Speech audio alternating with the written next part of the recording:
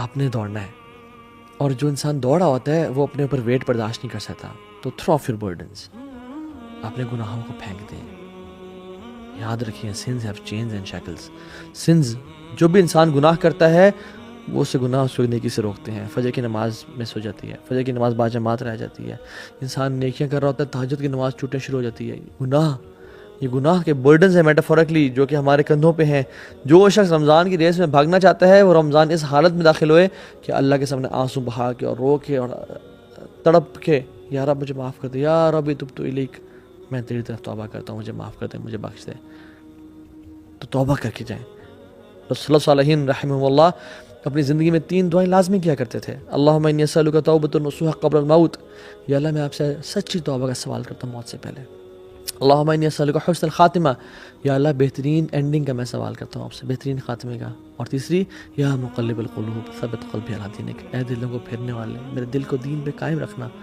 یہ 3 دعائیں ہم ان کو اپنی زندگی کا حصہ بنائیں اور آنکھوں سے آنسو بہائیں کہ یا رب رمضان میں داخل ہونے والا ہوں, گناہ معاف کر دے, میری زندگی میں چینج کرنا چاہتا ہوں اس رمضان کو. سو تھرو آف یور برڈنز دس رمضان انشاءاللہ. اور جب بھی کوئی گناہ ہو جائے یا اگر پاس میں گناہ ہو گئے ہیں تو کیا کریں, 2 وضو کریں, 2 رکعتیں پڑھیں اور اللہ کے سامنے توبہ استغفار کریں, یا رب مجھے معاف کر دیں. اللہ آپ کے گناہوں کو معاف کر دے گا انشاءاللہ. اور یہ مت دیکھیں کہ گناہ چھوٹا ہے یا بڑا ہے, یہ دیکھیں میں کس رب کی نافرمانی کر رہا ہوں, کس رب کی بات کا انکار کر رہا ہوں. لیس کبیرۃ بالاستغفار ولیس صغیرۃ بالاصرار. کبیرہ گناہ کبیرہ نہیں رہتا استغفار کرنے سے, وہ مٹ جاتا ہے, ختم ہو جاتا ہے. ولیس صغیرۃ بالاصرار, اور صغیرہ اصرار کرنے سے صغیرہ نہیں رہتا, وہ کبیرہ بن جاتا ہے کنسسٹنسی کے ساتھ. اللہ تعالیٰ کو جس طرح سے نیک اعمال پسند ہے نا, چاہے تھوڑے ہوں اور کنسسٹنسی سے کیا جائے, اسی طرح ان گناہوں سے بھی اللہ تعالیٰ کو نفرت ہے جو بے شک چھوٹے ہوں لیکن کنسسٹنسی کے ساتھ کیے جائے. اللہ چاہتا ہے میں معاف کر دیں. تو اس رمضان میں انٹر ہوں آنسو بہا کے, یار اب جو بھی پچھلے سال گناہ ہو گیا, میں نے اپنے منہ کو کالا کیا, میں نے گناہ کیے, میں نے جو چیز کی, مجھے معاف کر دیں. تیسری چیز, مینیج یور ٹائم. وہ کہتے ہیں نا من علامت المقت اضاعت الوقت. لوزر ہونے کی نشانی یہ ہے کہ انسان اپنا ٹائم کو ضائع کرتا ہے. If you fail to make a plan, you plan to fail. If you fail to plan, you plan to fail.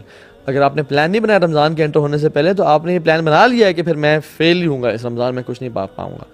So plan exactly کہ مجھے کیا کرنا ہے, سنتیں کس طرح سے پڑھنی ہے, قرآن کو کب ٹائم دینا ہے, دعا کے لیے کون سا ٹائم نکالنا ہے, غریبوں کے ساتھ بیٹھ کے میں نے ان کے ساتھ میں نے کھانا کب شیئر کرنا ہے, راشن ڈسٹریبیوشن میں نے کب کرنی ہے, سارے پلانز بنائے آپ نے.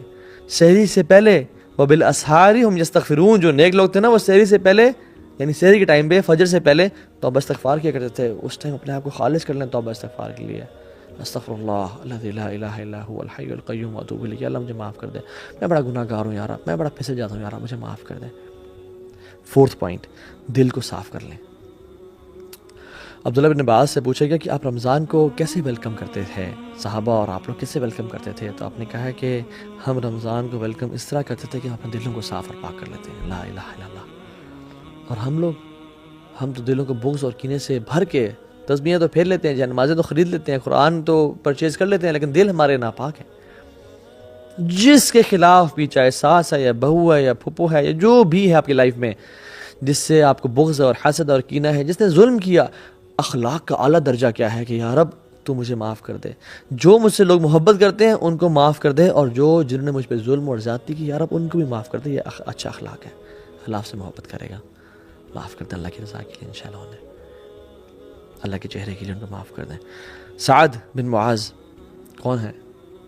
جن کی وفات پہ اللہ تعالیٰ کا عرش کانپا, 70,000 فرشتے نازل ہوئے. ان میں کوالٹی کیا آتی کہ اللہ کی نے کہا کہ جو شخص اس دروازے سے داخل ہوا نا وہ جنتی ہے. اور ملٹیپل ڈیز کے لیے سعد بن معاذ داخل ہوئے. صحابہ حیران ہو گئے کہ کیا عمل کرتے ہیں.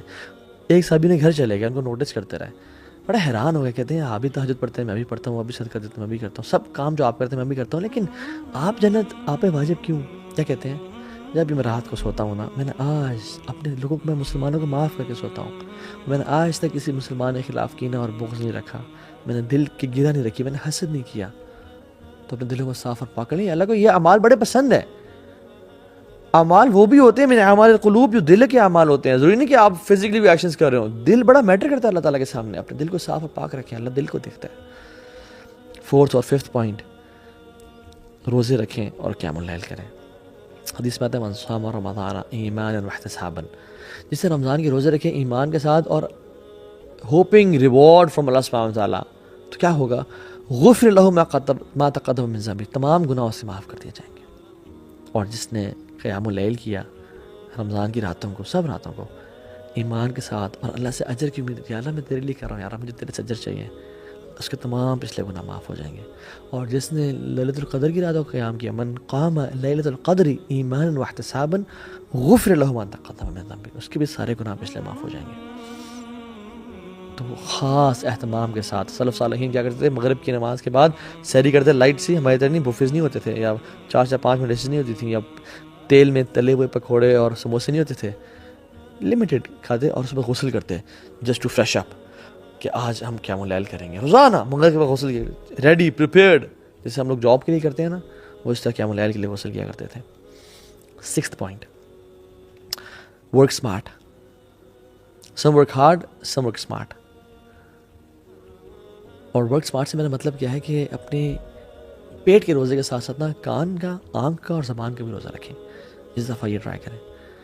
لیکن فرمایا جو روزہ تو رکھتا ہے مگر گالی گلوچ اور گناہ نہیں چھوڑتا، پھر اس کو فضول نہیں چھوڑتا، پیرافریز کروں حدیث کو، لیس لہ الا الجوع، اس کے لیے کچھ نہیں ہے سوائے بھوک کے، وہ بھوکا رہ رہا ہے اور کچھ بھی نہیں اس کو حاصل ہو رہا، بس شاید تھوڑا ویٹ لاس کر لے گا، اس کو اور کچھ حاصل نہیں ہو رہا۔ اللہ کو ایسے بھوکے اور پاسے کی پرواہ ہی کوئی نہیں ہے۔ اور دیکھیں رمضان میں اللہ تعالیٰ ہماری ٹریننگ کر رہے ہیں، یہ بڑا پروفاؤنڈ پوائنٹ ہے، یہ نوٹس کیجیے گا۔ روزہ حلال ہے، بریانی حلال ہے، تکے حلال ہیں، ٹھنڈا پانی حلال ہے، سب حلال ہے۔ اللہ کے حکم کی وجہ سے ہم فجر سے لے کے مغرب تک نہیں کھاتے، اور وہی کھانا ہم کھاتے ہیں فجر سے پہلے اور مغرب کے بعد، رائٹ؟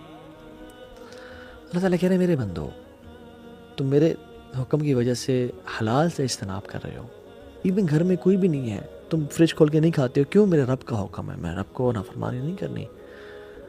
میرے بندو جب تم میرے حکم کی وجہ سے حلال کو چھوڑے ہو کچھ ٹائم کے لیے، تو تم باقی 11 مہینوں میں حرام کیوں نہیں چھوڑتے ہو میرے حکم کی وجہ سے؟ کیوں نہیں چھوڑتے؟